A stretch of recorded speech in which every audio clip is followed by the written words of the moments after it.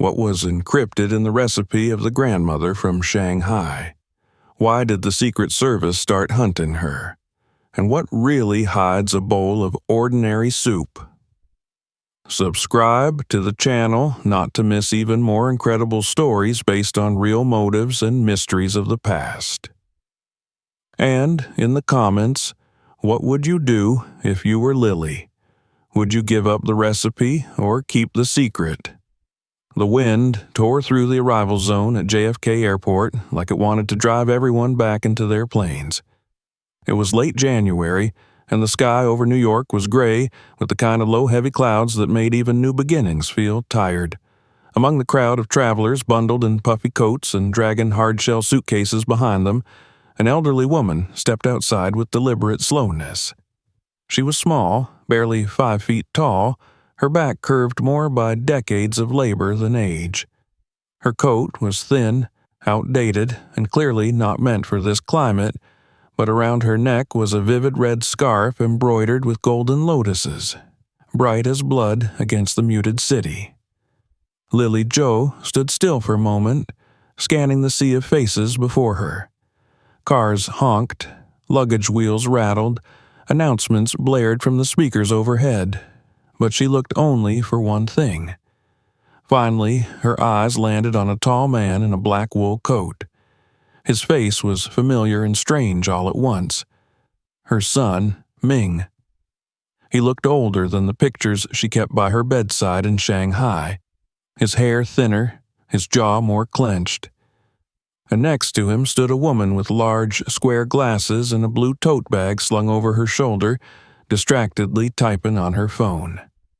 Ming waved, took the small suitcase from her hand, and embraced her briefly.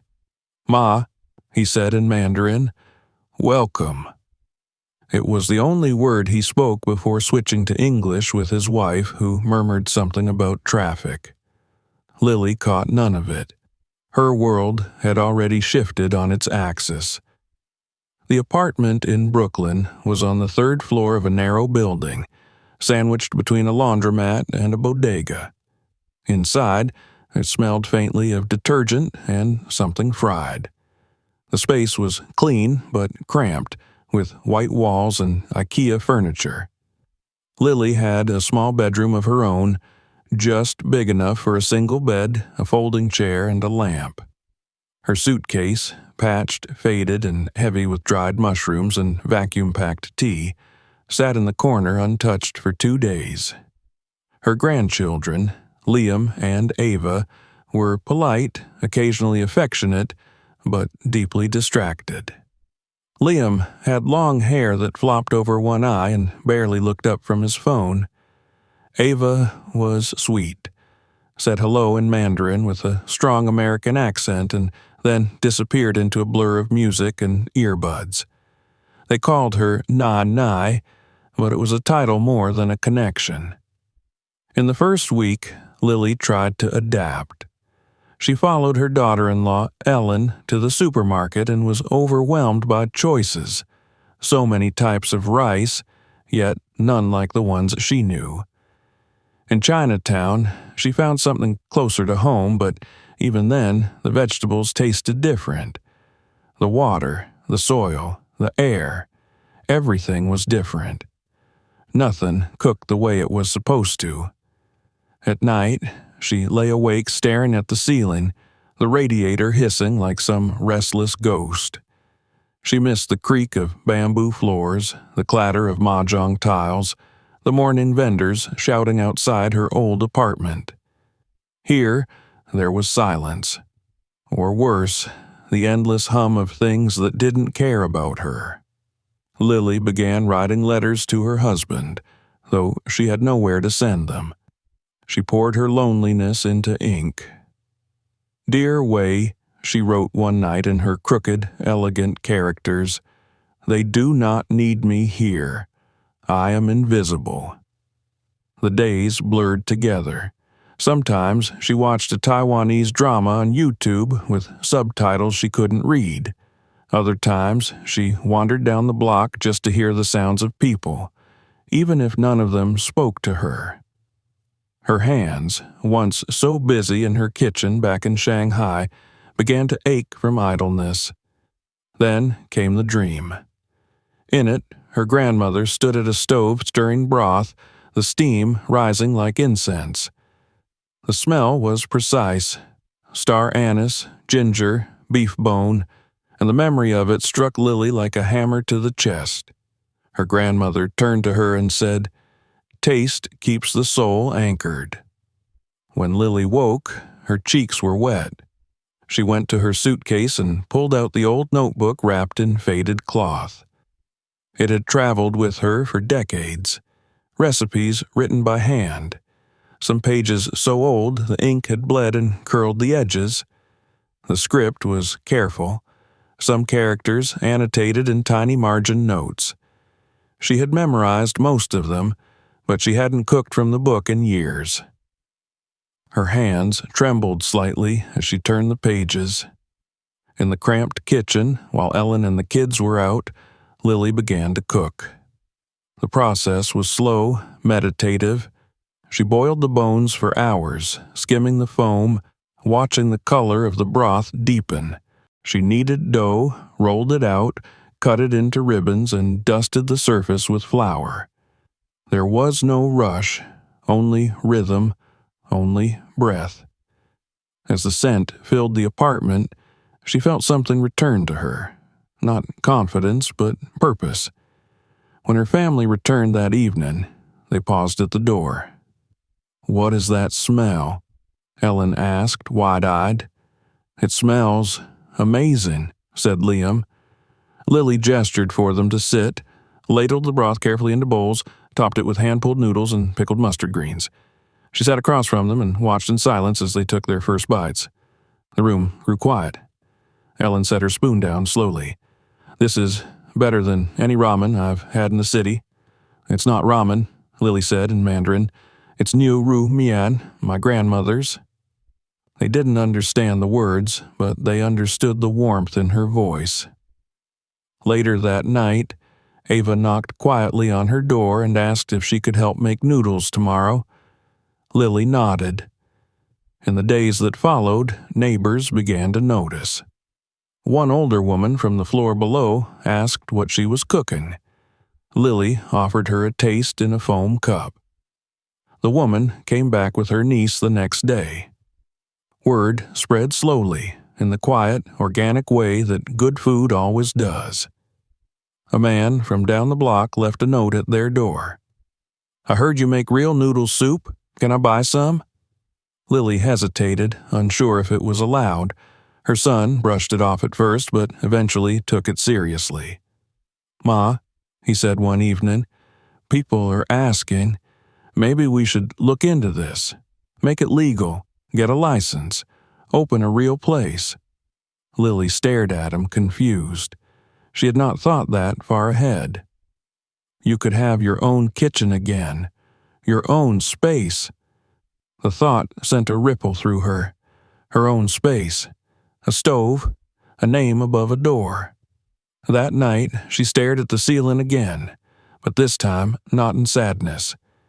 She imagined steam, the clink of porcelain bowls, the hum of voices speaking many languages over the same dish. A week later, the lease was signed. A small space on the corner of 7th and Bay Ridge Avenue, with room for 10 tables and a narrow kitchen behind a wooden counter. They chose a name: Golden Lotus. Lily stood across the street on the day the vinyl letters went up on the window.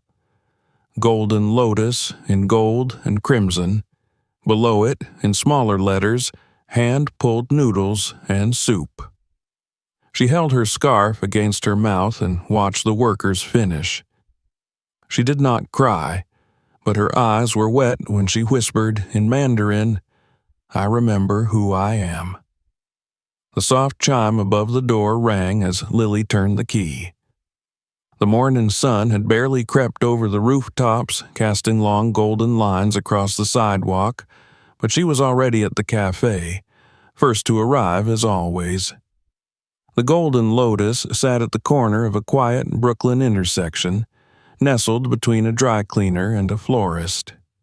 The sign on the window gleamed faintly in the early light, its gold lettering freshly applied but already beginning to look as though it had always belonged there. Inside, the cafe smelled of flour, sesame oil, and steam.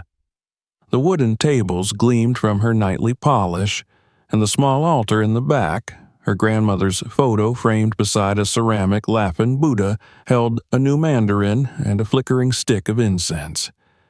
It wasn't much, but it was hers. She tied her apron, washed her hands, and got to work. The dough came first. She kneaded it rhythmically, slowly, letting her fingers remember the feel, the resistance, the elasticity. Each strand of noodle she pulled was stretched by memory. Then came the broth. Bones simmered for hours, peppercorns and cloves measured by intuition. A stick of cinnamon dropped into the pot, not for flavor, but for comfort. By the time her son arrived to help with the register and deliveries, the cafe was already warm with scent and ready to open. At first, customers trickled in slowly. Passers-by curious about the new place, a few elderly locals who remembered the building as a laundromat. They'd order modestly, nod politely, and always finish their bowls. Word began to spread. A young man with a laptop told his friends about the hole in the wall with real noodles. A woman who worked at the bank 2 blocks away came in 3 days in a row. She told Lily, "It tastes like home. I didn't know how much I missed this." Lily never asked questions. She simply cooked, served, cleaned, and smiled. 2 weeks after opening, a man walked in wearing a tweed coat and a scarf, fogged glasses slipping down his nose. He was in his 50s, with kind eyes that darted around the room as if measuring every detail. The shelves, the framed paper cutting on the wall, the dried persimmons hanging from the back counter. He took a seat and looked at the menu carefully before ordering one thing: the beef noodle soup. Lily served it as she always did, silently, setting down a bowl with a soft clink and returning to her station. But the man didn't start eating right away. He inhaled, eyes closing, then leaned forward and took a careful first bite. Then another, faster. He didn't speak until he had drained half the broth. Only then did he set his spoon down and take out a notebook. He wrote furiously. When he approached the counter afterward, he smiled as if seeing her for the first time. "This recipe," he said, his accent American but his Mandarin practiced, "it's extraordinary. It reminds me of the lost broths of the Ming court." Lily blinked. She didn't respond. He continued, "I teach at Columbia, culinary anthropology.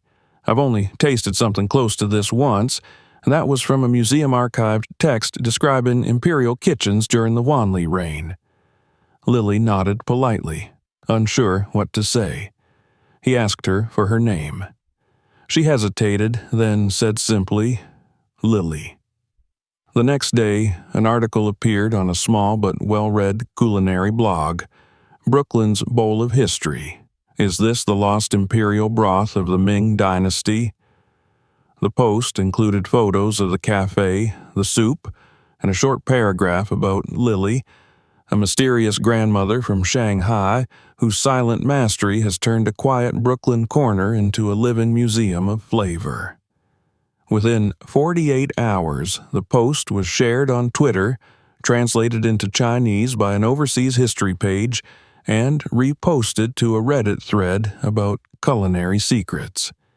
Someone tracked down the block on Google Maps.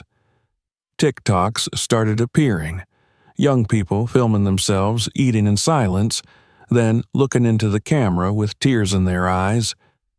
By the end of the week, there was a line out the door. Lily watched it all with confusion and unease. She had not changed the recipe. She had not invented anything new.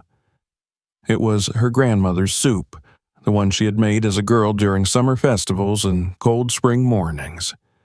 But now people came with cameras, not chopsticks. They whispered to each other. Some took photos of the walls as if expecting secrets to be hidden among the painted characters. A man came in with a full video rig and offered her money for an interview. She refused. She didn't understand why they were asking her about lost history and forbidden recipes. It was soup. It was family. But she couldn't stop what had already begun. One evening, after closing, she stepped outside to sweep the front stoop. Across the street, half hidden in the shadow of a delivery van, a black sedan idled with its headlights off. A figure sat motionless behind the wheel, and Lily felt the prickling sensation of eyes on her back. She stared at the car for a moment, then went inside and locked the door. Over the next few days, stranger customers began to arrive. They didn't eat much. One man in a crisp black coat ordered the soup and just stirred it for 20 minutes. A woman asked too many questions: where the ingredients came from, whether Lily had studied the cooking professionally, whether she had any surviving relatives in mainland China. Lily grew quieter. She began locking the recipe book in a metal box under the sink at night. She noticed that once someone had entered the kitchen while she was in the restroom. Nothing was missing, except a page had been folded back in her notebook. She hadn't done that. Then came the envelope. It was slipped under the cafe door one morning before dawn. No name. Inside was a single photograph. It showed a bowl of her soup, perfectly framed, professionally lit. Across the bottom, someone had scrawled in Mandarin, "This flavor is remembered. You should not be." Lily held the photo in her lap for nearly an hour before burning it in the sink. She told no one. Not her son, not her daughter-in-law, not even Ava, who had begun helping in the cafe after school. But she started sleeping more lightly, waking at every creak. She removed the sign from the window after closing, switched the phone number on the cafe's website, and stopped serving anyone she didn't recognize without first offering them tea, watching how they reacted. In the small hours of one particular night, Lily climbed into the storage loft above the kitchen. Boxes of old cookware and unopened napkin sleeves crowded the dusty space. She pulled down the largest of them, an ancient red tin with faded gold lettering. Inside was a bundle wrapped in oilcloth and tied with a silk ribbon. She hadn't touched it in decades. Unwrapping it slowly, reverently, she uncovered a smaller book, different from the recipe notebook. This one had her grandmother's handwriting. The first page contained a simple inscription: "For the one who remembers with the tongue." Lily turned the pages. It was not just recipes, it was history. Names, maps, symbols interwoven with ingredients, techniques layered over legends, notes about imperial kitchens, mentions of coded messages hidden in the structure of traditional dishes. She felt her pulse quicken. She hadn't seen these pages since her early 20s, when her grandmother had whispered that some recipes serve more than hunger. Lily sat cross-legged on the floor, surrounded by the quiet hum of refrigeration and steam pipes, and read until sunrise.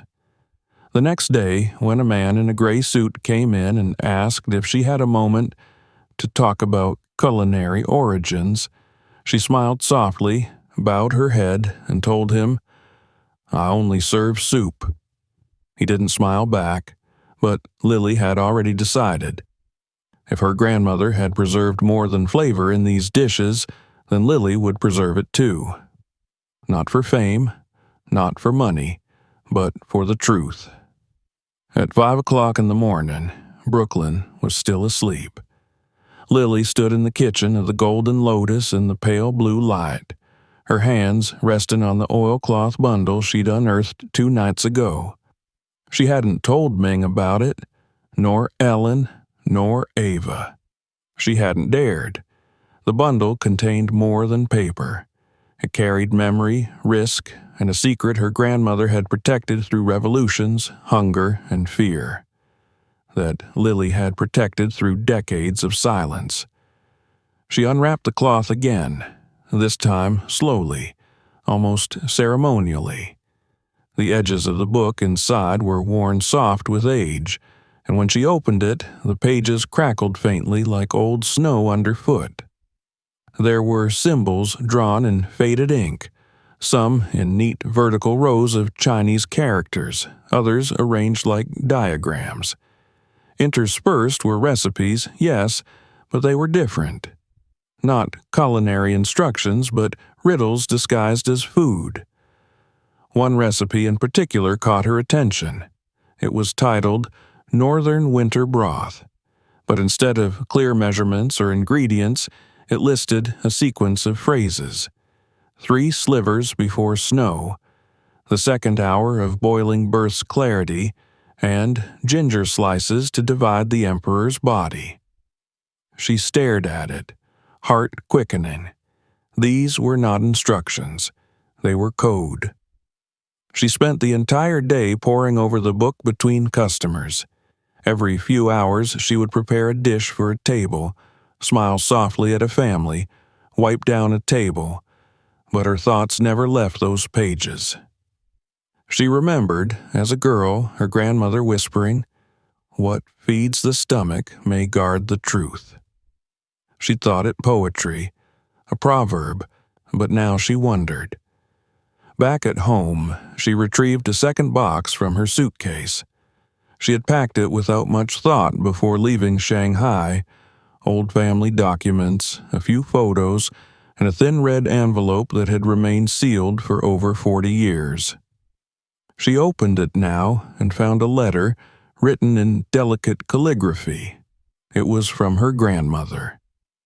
The letter was a farewell, written in anticipation of her own death. It spoke of Lily's future, of the tides of change, and of the responsibility that came with remembering. "You are not just my descendant," the letter read. "You are the last guardian of a gate that must remain invisible until the world is wise enough to see." A gate. Lily reread the sentence again and again. Back in the cafe, the mystery deepened. Customers had shifted in tone. Many still came for the food, but more came with questions. Not about taste, but about origin, method, lineage. One young woman asked whether Lily was a descendant of an imperial chef. A man in a navy coat requested access to the archives, claiming he was from a culinary preservation society. Another claimed to be from the Shanghai Museum, flashing an ID she didn't recognize. One man left behind a small envelope under his empty bowl. Inside were 4 words written in the perfect brush script. "What lies beneath broth?" Lily did not answer. She burned the paper that night without hesitation. Days passed and the pressure built. The same black sedan now appeared twice a day across the street. She noticed a new customer, a tall man with sharp cheekbones, eating alone, always ordering the same dish. He never spoke, but he always tipped generously. One evening, when the cafe was nearly empty, he left a box behind under his seat. Lily found it an hour later. Inside was a rolled-up scroll and a note that read, "We are watching the soup, not the cook. Join us." She locked the cafe early that night. In the stillness of the back kitchen, she unrolled the scroll. It was a hand-drawn map of ancient Hangzhou, marked with red circles and annotations in simplified Chinese. Several symbols matched those in her grandmother's book. One symbol in particular, the character for mouth, drawn in a peculiar double stroke, was circled in both the scroll and her grandmother's notes. The locations marked were not palaces or markets, they were monasteries. Her breath caught in her throat. She had always thought the stories of hidden imperial archives were just that, stories. But now, with this scroll, the recipes, and the increasing attention from strangers, she saw a pattern emerging. Her soup had stirred something buried. She began cross-referencing the old recipes with the map. Over nights filled with steam and silence, she reconstructed a possible trail, one encoded through culinary tradition. Her grandmother's generation had used food to pass information beneath the noses of warlords, communists, and even the Japanese army. Each dish had been a message, and somehow Lily had carried the last part of that message across the ocean, unaware. Then came the break-in. She arrived at the cafe one morning to find the back door unlocked. Nothing was stolen. Nothing was broken. But her grandmother's book had been moved. The incense sticks had been replaced, burned clean, even though she hadn't lit them, and the paper screens in the kitchen had been disturbed, their positions slightly shifted. Someone had come looking, and they had known what to look for. That evening, she sat with her son in the kitchen after closing. "I think I should close for a while," she said in Mandarin. Ming looked up from his laptop. "Why? Business is booming." She paused. "Some things are not for everyone. I think people are looking for the wrong reasons." He frowned but nodded. He had long since given up arguing with her. She closed the cafe for a week, boarded up the windows, told curious customers she was visiting family out of state. Then, alone, she studied every page of the book again, piecing together fragments. She used the scroll to trace a path. She translated symbols into flavor combinations, boiling broth after broth late into the night, testing patterns, measurements, sequencing ingredients not for taste, but for rhythm. In the end, she discovered that 3 recipes, when combined in a precise order, formed a geometric sequence, not just of taste, but of direction. A triangle that pointed toward a specific temple in rural Zhejiang province, one that had been destroyed during the Cultural Revolution. She called it the archive recipe. And then she understood. Her soup was the key, but the archive was not here. It was not even hers to open. But by making the dish, she had summoned attention from those who believed it was close. The final confirmation came in the mail. No return address. Inside, a photo, black and white. It showed her grandmother standing beside 3 men in military uniforms, one of them distinctly wearing the insignia of the Kuomintang. Behind them was the temple she had just traced on the map. Her grandmother was holding a ladle. The note on the back of the photo read only, "The flavor survived, but for how long?" Lily placed the photo on the altar beside the laughing Buddha. Then she poured herself a cup of jasmine tea, sat down, and began copying the archive recipe onto rice paper by hand. The original book she locked in a safe beneath the kitchen floor. She changed the combination. She did not know who was watching. She did not know how far they would go, but now she understood the responsibility she had inherited. The soup was no longer just hers, but neither was the secret. The shadows grew longer as autumn settled into Brooklyn, washing the streets in that warm orange light that made everything look softer than it was. But inside Lily's apartment, the warmth was a facade. She stood by the kitchen sink, her hands trembling ever so slightly as she dried a porcelain bowl, staring out the window at the familiar black sedan parked across the street. The vehicle was always different. Sometimes a dark SUV, sometimes a gray Camry, but the presence was the same. It was watching her, and had been for weeks. Lily had not reopened the Golden Lotus. Not fully. The "closed for renovation" sign had hung in the window now for 10 days, and still, every morning, someone lingered on the sidewalk. Sometimes it was a man pretending to scroll on his phone. Sometimes it was a woman with a dog who never seemed to move past the cafe. Ming insisted it was paranoia, but he didn't understand the weight of secrets. He had never grown up under a regime where silence was a survival skill. She knew what silence felt like.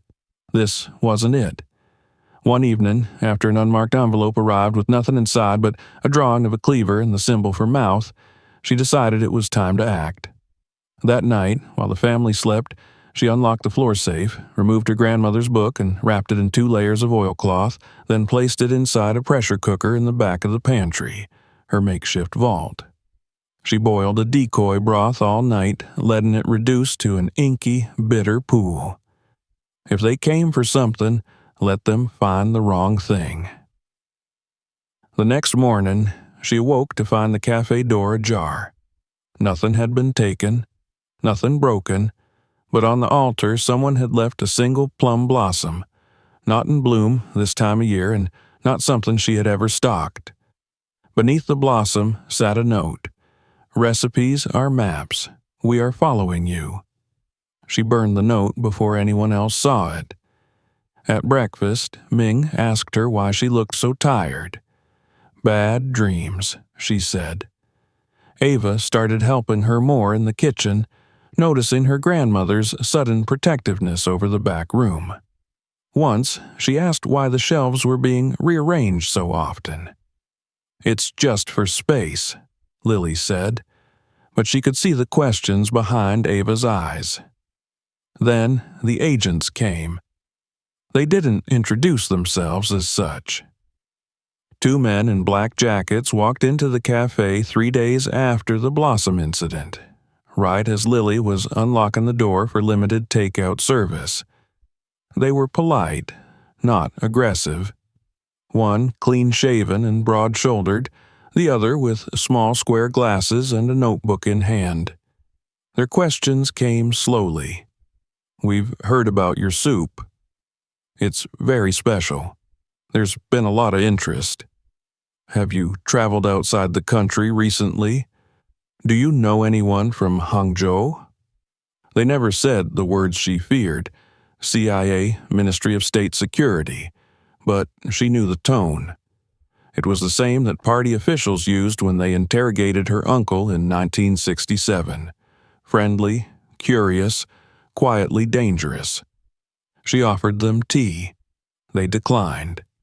They left without eating. 2 days later, a man claiming to be a food historian arrived. He asked if he could photograph her broth preparation methods. When she declined, he said, "You may not have the legal right to claim exclusivity on cultural heritage." She closed the door in his face. That night, she took down the menu entirely. She blacked out the windows. She stopped answering calls. The next blow came from within the family. Ming, exasperated, sat her down one night in the small apartment kitchen. "Ma, you need to tell me what's going on." She shook her head. "People are asking questions," he said, "not just customers. There were 2 guys asking about you at my office. Government types." She tried to change the subject. He refused. "You're acting like you're hiding something."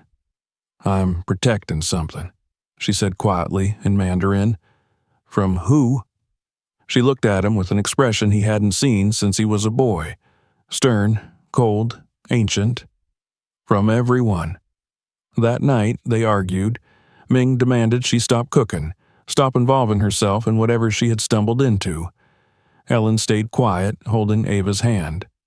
Lily sat unmoving until he finished, then rose silently and went to her room. The next day, she packed the real book into a small satchel and left the house at dawn. She took the subway to Sunset Park, to a small Chinese community center with old stone lions out front and staff who still remembered their mother tongues. There, she visited a retired calligrapher named Mr. Jiang, a man who had once been rumored to be an archivist for the National Library in Taipei. They spoke in hushed tones over tea in his study. She showed him a single page from her grandmother's book. His hands shook. "This is pre-Qing seal script," he whispered. "These symbols, they map to coordinates." He pointed to one that looked like 3 overlapping waves. "This represents the mouth of the Qiantang River. But look, this one here, it's not a location. It's a marker, a cipher. This isn't a recipe. It's a key." "A key to what?" "To where memory is buried." She asked him if he had seen anything like it before. "Once," he said, "in 1965, and I never spoke of it again." He refused to take the page, told her to go, not to return. His hands trembled as he bowed to her at the door, not in respect, but in fear. That night, Lily stayed awake with a knife under her pillow. The following day, a plain brown package arrived at the cafe. Inside was a burner phone. It rang 5 minutes later. A voice, calm, female, clipped Mandarin. "You are in possession of something we need." Lily didn't respond. The voice continued. "You are not the only one who remembers, but you may be the only one who understands." "Why now?" Lily asked. "Because others are waking up hungry." The line went dead. She turned the phone off and placed it in the rice cooker with the decoy book. Then she made her choice. She called Professor Liang, the man who had originally written the blog post, the one who'd started the spiral. She asked to meet. They sat together in the back of the darkened cafe under the flickering light of the altar. "I need to tell you a story," she said, "but you cannot write it, not yet." He listened in silence as she described her grandmother, the recipes, the map. She showed him the scroll, the ciphers, the notes she'd translated over sleepless nights.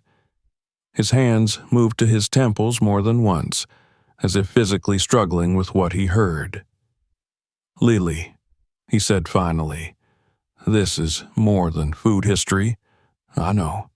This is state history, imperial archives, intelligence. I know. You're in danger. I have been before." He asked her what she wanted. "Preservation," she said, "but not exposure. I need help hiding something, and one day, maybe, telling the world. When the world is ready." He promised to help. That night, she wrote 3 letters.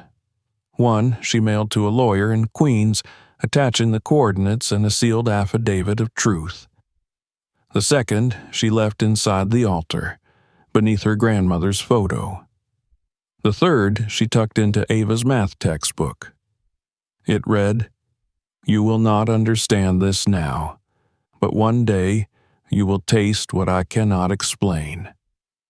And then, with a pot of broth simmering, she sat in the darkened kitchen of the Golden Lotus waiting. She was no longer afraid. She was the soup's guardian, and she had remembered everything. Dawn broke with a pale gray haze stretching over the rooftops of Brooklyn, and in the silent kitchen of the Golden Lotus, a final pot of broth simmered. The steam curled upward in slow spirals, fragrant with ginger, anise, and thyme itself. Lily sat at her table, pen in hand, copying the archive recipe one last time onto rice paper. Each brushstroke was careful, deliberate, sacred. Her hands no longer trembled, not from age, not from fear. She had made her decision. Outside, the world passed unaware. Cars honked, dogs barked. The early shift trudged past with coffee cups. No one noticed the elderly woman bent over a scroll, sealing her family's legacy into a form older than ink itself. When the rice paper dried, Lily folded it with reverence and placed it inside a narrow bamboo tube. She wrapped the tube in cloth, then tucked it into a hollowed-out jar of dried mushrooms, an item so innocuous no agent or historian would think twice. She buried that jar in the deepest shelf of her pantry, behind bags of rice and boxes of toothpicks, between time and forgetfulness. The original book, the one she'd guarded for decades, she placed inside a lacquered box, tied shut with red twine and sealed with wax imprinted with a lotus blossom. This she did not hide.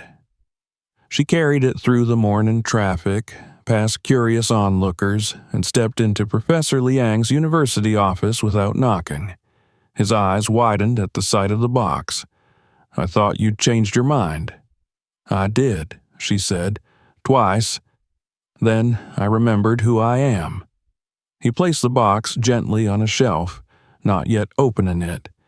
"What should I do with it?" "Not yet," she said, "not until I call, not until the world asks with humility, not hunger." She turned and left. Outside, the city felt quieter, lighter. Even the watchers, if they remained, had stopped signaling themselves. The pressure had receded like a tide, as if they too understood that the answer would not be forced, only revealed when offered.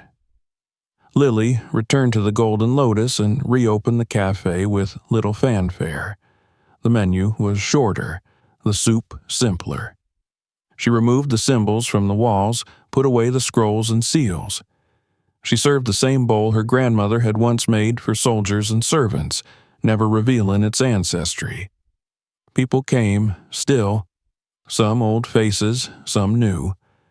They asked fewer questions. They ate more slowly. Ava began spending every afternoon there, learning the movements of the kitchen, not just the recipes, but the flow, the rhythms. She asked about the dough, the timing, the broth's voice. Lily showed her without words. Ava learned with her hands. One Sunday afternoon, after the lunch crowd had cleared, Lily and Ava sat at the back table folding dumplings. The radio murmured in the background. Sunlight slanted across the tiles, and the scent of sesame hung in the air. "Grandma," Ava said, "what's your secret?" Lily paused, pressing the edge of a dumpling closed. "There isn't one," she said in English, "only remembering." Ava smiled, not understanding but accepting. Elsewhere, far across the ocean, a courier arrived at a temple ruin outside Hangzhou. He carried a letter bearing the seal of Columbia University and a map hand-marked by Professor Liang. The caretakers, old and wary, took the package without a word. They knew. They had been waiting. Beneath the ruins, under decades of stone and ash, lay vaults that had not been opened since the fall of the Ming. Within those vaults, stories waited. Histories burned out of books, erased from records, preserved only through recipes passed from grandmother to granddaughter in whispered kitchens across a diaspora. The soup had been a cipher. The cook had been a key. And the kitchen had been the archive all along. Back in Brooklyn, Lily watched Ava serve a customer for the first time. She sat quietly by the altar and poured herself a cup of tea. Her grandmother's photo watched her from its wooden frame. "I remembered," Lily whispered. "And I taught someone to remember, too." A breeze drifted in from the open door, stirring the incense. The scent of star anise and peppercorn filled the space, not heavy but warm, like a memory returned. And somewhere beyond language, beyond nations and institutions, beyond maps and agents and kings, something very old exhaled softly and returned to rest. The recipe had survived. So had the keeper. If you enjoyed this story, don't forget to hit that subscribe button and turn on notifications so you never miss a new upload. Want more stories like this? Check out the next video right here, or dive into the rest of the channel for more twists, secrets, and surprises. And hey, if you loved it, share this video with someone who needs a good story today.